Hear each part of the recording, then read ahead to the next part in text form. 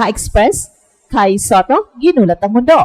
Sa pinakahuling development para sa kanyang matagal na pahinga dahil sa kanyang ACL injury na tinamo niya noong January, matapos ang matagumpay na operasyon at buwan na rehabilitasyon, handa na siyang sumabak muli, dala ang taas, galing at karanasan na matagal nang inaasam ng ating national team. Ayon kay Coach Tim Cone, malaking peraso si Kai sa puzzle ng Gilas at posibleng maging game changer sa paparating na 2027 FIBA World Cup Asian Qualifiers. Kasabay nito, isang malaking balita rin ang dumating matapos aprubahan ng FIBA ang pagiging local player ni Kenton Milura-Brown. Sa desisyong ito, mas malaki ang pwesto ng Gilas sa frontcourt dahil hindi na siya maglalaro bilang naturalized player. Bukod sa dagdag na height at depensa, nagbibigay rin ito ng mas maraming kombinasyon para sa rotation, lalo na't intact pa rin ang core roster mula sa 2025 FIBA Asia Cup. Hindi lang yon, mas matured na ngayon si Kevin Kiambao. Matapos ang mga laban sa Asia Cup at iba pang international tournaments, pinakita niya ang pag-usbong sa leadership at versatility. Mula sa pagiging rising star, unti-unti na siyang nagiging haligi ng kupunan sa opensa at depensa. Ang kombinasyon ng pagbabalik ni Kai, ang agility ni QMB, at ang patuloy na paglakas ng core ay nagbibigay sa Gilas ng mas solidong pundasyon para targetan ang perfect record sa qualifiers.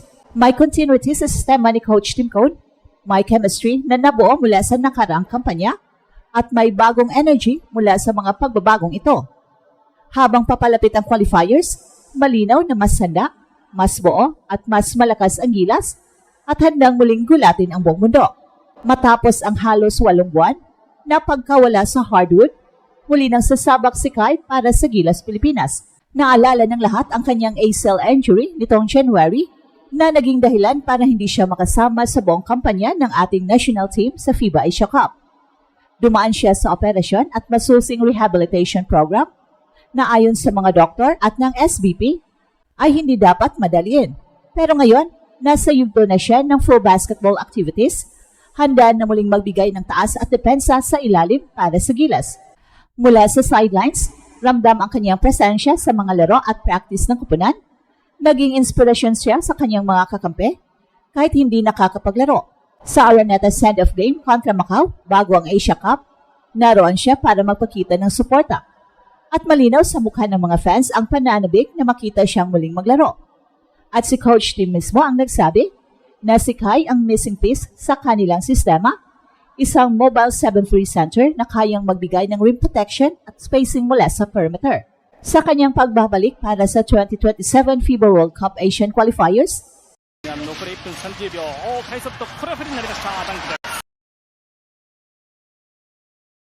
inaasahan na magiging malaking pagbabago ito sa taktika ng Gilas. Magiging mas matatag ang depensa sa shaded lane at may mas options sa pick and roll offense at mas magiging flexible ang rotations sa harap ng mas matangkad na kalaban. Dagdag pa rito, ang kanyang international experience mula sa NBA G League at Japan B League ay magiging sandata para harapin ang pressure ng qualifiers. Kung dati, injury ang hadlang, ngayon ay determinasyon at handa na sa laban ang dala ni Kai. Isang pagbabalik na pwedeng magtakda ng tono para sa perfect start ng Gilas sa qualifiers. At isa pang malaking balita na yumanig sa Gilas Pilipinas ay ang formal na pag-aproba ng FIBA sa pagiging local player ni Kenton Milura-Brown o QMB.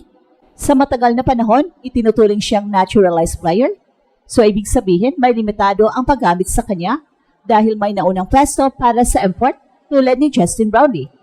Pero ngayong official na siyang local, nagbubukas ito ng mas malawak na posibilidad para sa lineup ni Coach Tim. Sa QMB, kilala sa kanyang matatag na depensa, rebounding ability at unselfish playing style, ay magbibigay ng dagdag na lalim sa frontcourt.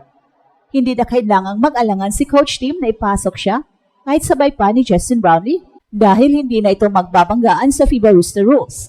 Ang height, lakas at defensive IQ ni QMB ay may tuturing na perpektong komplemento sa mga big men ng Gilas tulad ni Kai Soto, AJ Edo at Junmar Fajardo. At dagdag pa rito, malaki ang epekto nito sa team chemistry. Bilang local, mas may sense of belonging si QMB sa sistema ng Gilas.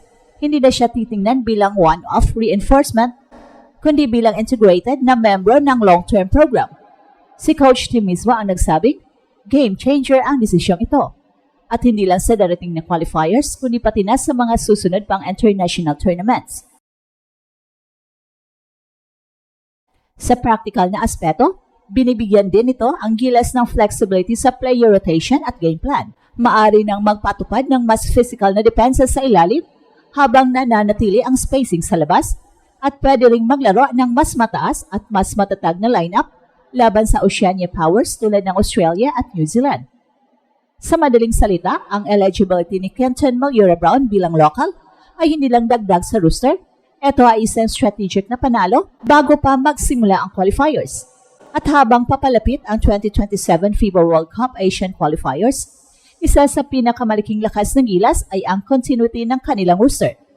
Mula sa 2025 FIBA Asia Cup campaign, nananatiling buo ang core players na sina Justin Brownlee, Junmar Fajardo, Dwight Ramos, Scottie Thompson, AJ Edo, at ngayon ay mas maagang nababalik si Kai Sotto.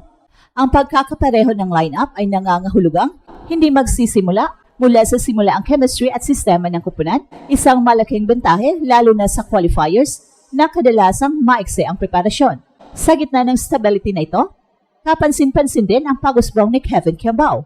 Kung noong nakaraang taon ay itinuturing pa siyang future star ng gilas, ngayon ay malinaw na isa na siyang cornerstone ng kupunan. Mula sa kanyang overall performance sa Asia Cup hanggang sa mas matatag na desisyon sa court, ipinakita ni KQ na handa na siyang maging isa sa pangunahing sandigan ni Coach Tim Cone.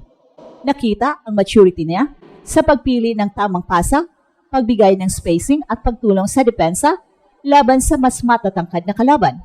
At bukod sa kanyang basketball IQ, naging mas consistent na rin ang kanyang scoring at rebounding, bagay na nagbibigay sa gilid ng isa pang go-to option bukod kay Justin Brownlee. Ang versatility niya, kayang maglaro sa loob at labas, magbantay ng multiple positions, ay nagbubukas ng mas maraming kombinasyon para sa rotation. While sa kabuuan, ang kombinasyon ng intact-core, pagbabalik ni Kai, eligibility ni QMB bilang local, at mas matured na KQ ay nagtatakda ng gilas bilang isang mas kompletong kupunan. Hindi lang ito basta paghahanda para sa qualifiers, kundi isang malinaw na mensahe na handa silang lumaban para sa perfect start at tuloy-tuloy na kampanya patungo sa World Cup. At ito ang Express Info, kung saan bawat kwento ginulat ang mundo. Don't forget to like and subscribe. 2ポイント、ここは狙っていく。残り1分30秒。快速とこれは不利になりました。ダンクです。ここはウタイグスのマッチアップ。中、通った。そして、手も自分で出していったんですが、素晴らしい。